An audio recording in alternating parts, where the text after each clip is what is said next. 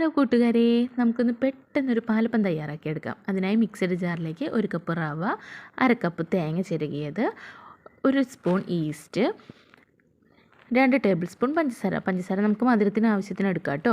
അതുപോലെ തന്നെ ഒരു പിഞ്ച് ഉപ്പ്, ഇതെല്ലാം ചേർത്തിട്ട് നമുക്ക് ഒരു ബൗളിൽ ആവശ്യത്തിന് വെള്ളം. ഇപ്പോൾ ഞാനിപ്പോൾ 1 കപ്പ് വെള്ളമാണ് ഒഴിച്ചിട്ടുള്ളത്. ഇനി അതിലേക്ക് ലാസ്റ്റായിട്ട് നമുക്ക് 1 കപ്പ് ചോറാണ് ആഡ് ചെയ്ത് കൊടുക്കുന്നത്. ഇനി ഇതെല്ലാം നമുക്ക് നന്നായി ഒന്ന് അരച്ചെടുക്കണം. അപ്പോൾ കണ്ടോ, നമ്മുടെ പാലപ്പത്തിൻ്റെ മിക്സ് നമുക്ക് റെഡി ആയിട്ടുണ്ട്. ഇനി നമുക്ക് അതിലേക്ക് ഒരു 1/2 കപ്പും കൂടെ വെള്ളം യോജിപ്പിക്കാം കേട്ടോ. നമ്മുടെ ആ മിക്സിയുടെ ജാറൊന്ന് കഴുകിയ വെള്ളം ഉണ്ടല്ലോ, അതൊന്ന് യോജിപ്പിച്ചെടുക്കാം. എന്നിട്ട് നന്നായിട്ട് ഇളക്കി 1 മണിക്കൂർ നമ്മളിതൊന്ന് റെസ്റ്റ് ചെയ്യാൻ വെക്കുകയാണ് വേണ്ടത്.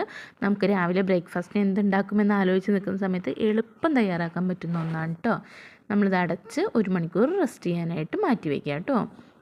ഇപ്പോൾ നമ്മൾ മാവൊക്കെ നന്നായിട്ട് പൊന്തി വന്നിട്ടുണ്ട്. 1 മണിക്കൂറിന് ശേഷം നമുക്കിനി ഇതൊന്ന് ചുട്ട് നോക്കാം. അതിനായിട്ട് നമുക്ക് അപ്പച്ചട്ടി അടുപ്പത്ത് വെച്ചിട്ട് ഗ്യാസ് ഓണാക്കി നമുക്ക് അപ്പച്ചട്ടി ചൂടായി കഴിയുമ്പോൾ മാവ് ഒഴിച്ച് അപ്പം ചുറ്റിച്ചെടുക്കാം കേട്ടോ. അപ്പോൾ നമ്മുടെ ചട്ടിയൊക്കെ നന്നായിട്ട് ചൂടായിട്ടുണ്ട്. നമുക്കിനി ഒരു 1.5 കയ്യിലൊക്കെ നമുക്ക് ആദ്യം ഒഴിച്ച് നോക്കാം കേട്ടോ. അത് കഴിഞ്ഞിട്ട് നമുക്ക് അറിയാൻ പറ്റും അളവ് എന്താ വ്യത്യാസമുണ്ടോ ഇല്ലയെന്നൊക്കെ. അപ്പം നമ്മളിത് മാവ് ഒഴിച്ച് അപ്പം നല്ല വൃത്തിയിൽ വട്ടത്തിലെടുത്തിട്ടുണ്ട്.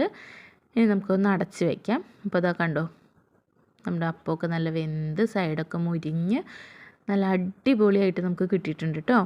പെട്ടെന്ന് നമുക്ക് തയ്യാറാക്കാൻ പറ്റുന്നതാണ് കേട്ടോ. ഇതിനായിട്ട് ഞാൻ കടലക്കറിയാണ് എടുത്തിട്ടുള്ളത്. ഈ കടലക്കറി റെസിപ്പി ഞാൻ ഉടനെ തന്നെ ഇടുന്നതായിരിക്കും കേട്ടോ.